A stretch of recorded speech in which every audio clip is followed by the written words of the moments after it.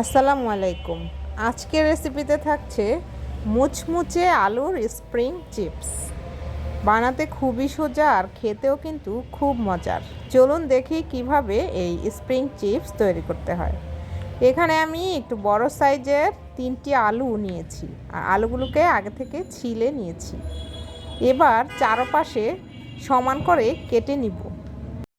এবার আলুটাকে আমি 3 ভাগে কেটে নিচ্ছি। তো এভাবে কেটে নেওয়ার পর এরকম আমি দুটো স্টিক নিয়েছি।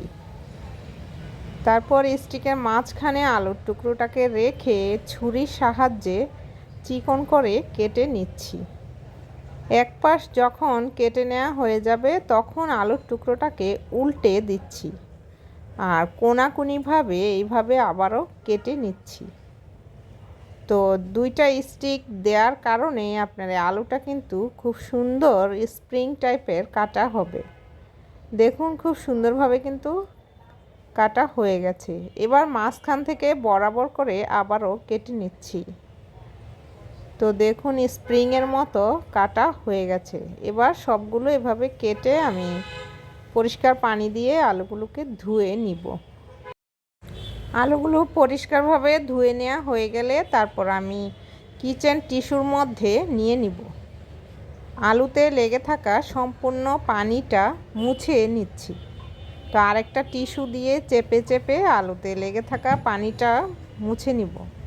তারপর একটা পরিষ্কার পলিথিনের মধ্যে নিচ্ছি।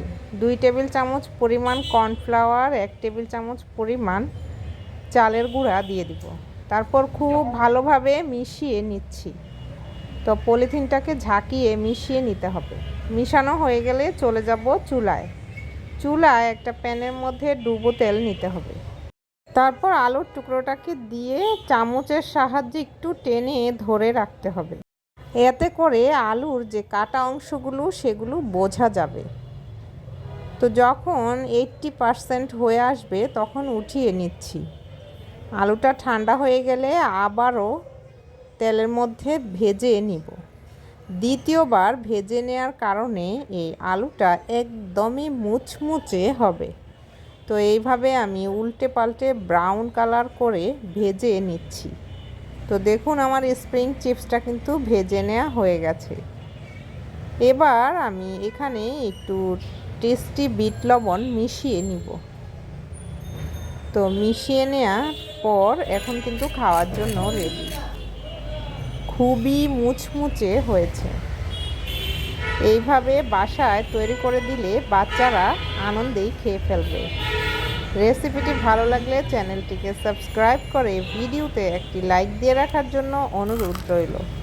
দেখা হবে নেক্সট রেসিপিতে। আল্লাহ হাফেজ।